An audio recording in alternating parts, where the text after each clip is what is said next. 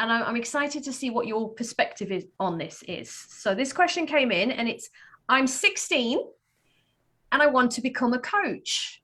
Are there any age restrictions? No. I'm going to take out my headphones here too. There are no age restrictions. And I just was talking to a Moise about this too. So my daughter, Paloma, she's 14. And she's thinking about getting coach trained. And so I'm thinking about doing a high school student only coach training with Paloma being one of the people in there. So we'll see. So that's I don't want to like product announce, and I've made promises to not add another thing to the list, but we're looking at maybe starting this summer. This is perfect timing. I know, right? And putting on a high school student only, but I mean, literally, we just had this conversation 3 days ago. And because I was thinking, well, what if I just put Paloma on one of our usual, one of our other coach trainings that we offer with adults, and that didn't seem like something that I think it would be problematic in some ways. But yeah, we're going to do it. So that's really exciting. So this person can look out for that program. What else would you suggest could help them to prepare? I mean, nothing. Just take the course and just read it. I think we have trained high school student before.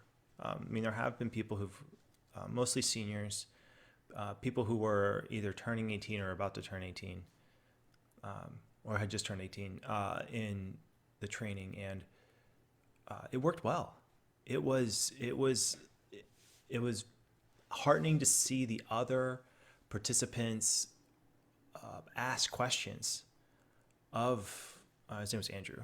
Ask Andrew questions, and to like as if he were almost like an expert in studenting.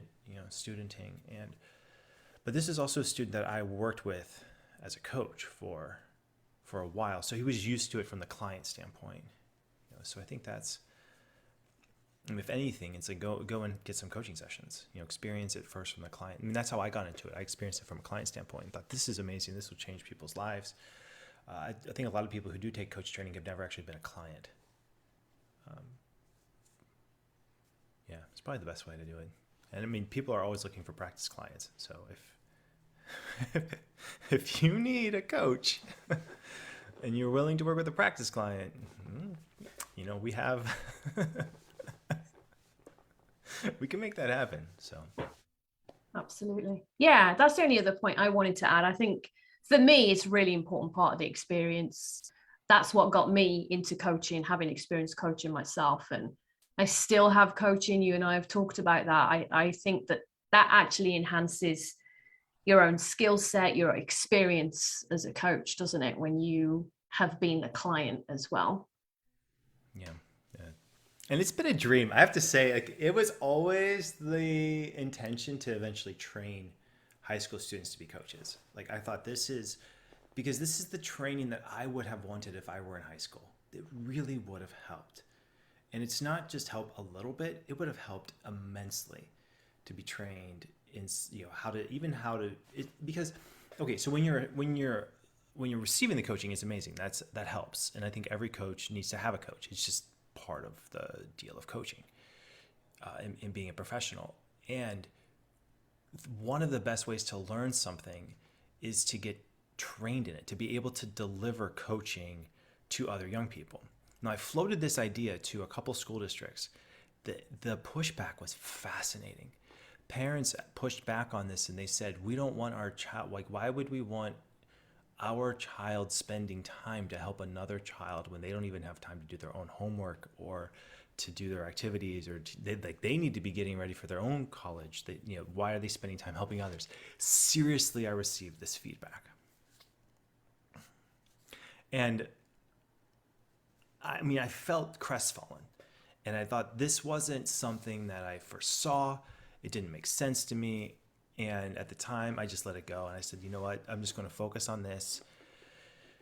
And now I might not hear that feedback. It could be a very different story. And there are some people still in that lack mentality, where if I'm spending my time and energy helping someone else, that means I have less. And that's simply not the case. I could get started. I've been reading, lately on my list is Seth Godin's Linchpin. Rereading this, it's got me fired up. And the idea, I mean, from a lack mentality to a called abundant mentality, or an artist mentality, or Godin's linchpin idea, or words that he's putting on it, is that there's a fundamental shift when we ask ourselves not what we can get, but how much art can we give. And it's art. How much caring, how much moving of emotion are we able to transport through the work that we do? And that hit home for me, was thinking that for me, and what made coaching feel like it shifted for me, was it was a different way to exchange emotion between two people. And that's what the young people need. It's like we need to equip them with these things. And we have this. We have the program. We have the trainers. We've been doing it for 15 years. Not yet 15, like 12 years, but. And I just want to let the audience know, John does not know the questions beforehand. So this is just magic happening right here, that I selected that question to ask you.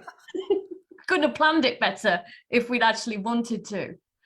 Well, thank you, Raj. This has been on my mind. I've been thinking about this for a while, and I do love the spontaneity of it. I like it. I feel like I love a good Q&A, and I also wanted to have other things too. I'll stop.